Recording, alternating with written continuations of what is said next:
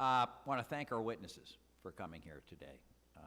Pretty heartfelt stories, some tough times, very, very tough times for everyone, and basically rounds out the experience that the Oregon Congressional delegation had visiting the school and talking with some of the folks there.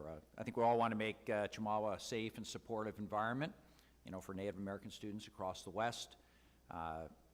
Make sure BIE has the resources, the staff, and frankly, the cultural change to do what we've asked them to do for many, many years. This isn't new to this administration. This has gone on for 20, 30 years from my conversation with my folks back in Oregon.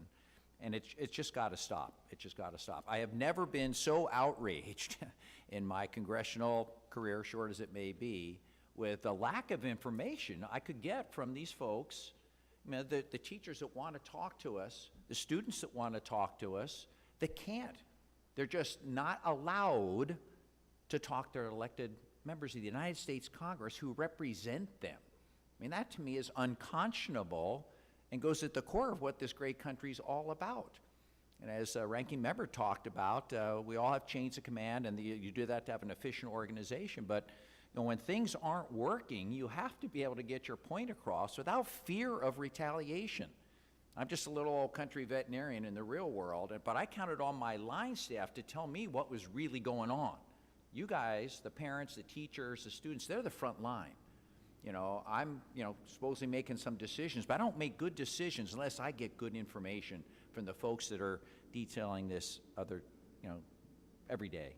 So, if I may, Ms. Carson, Ms. Rannick, a little bit on a little bit more on that chain of command and how you found it blocked you from getting your concerns across to help these students, help the parents understand what was going on. Is there a more effective system you might devise? I will just say briefly that both Ms. O'Rennick and I don't want to speak for Ms. O'Rennick, but when we tried to follow the chain of command, we were still given a letter of reprimand because we went outside of the chain of command, even though we followed the chain of command. So that circular logic, that there really was no pathway, so we need to give more options to those who are being supervised under this structure of how to gather information and how to share information with supervisors. Ms. Rannick? I would agree with that.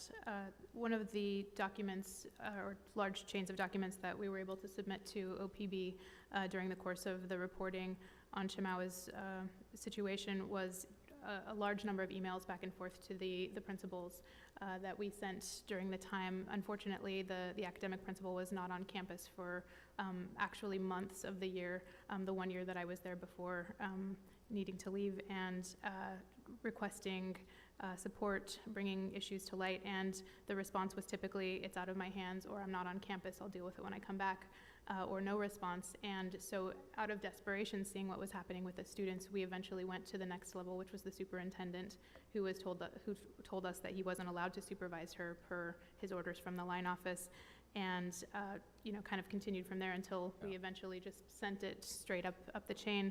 But some sort of a transparency about who you go to next, and that there is permission to do that, and just the assurance that that isn't met with retaliation, I think would.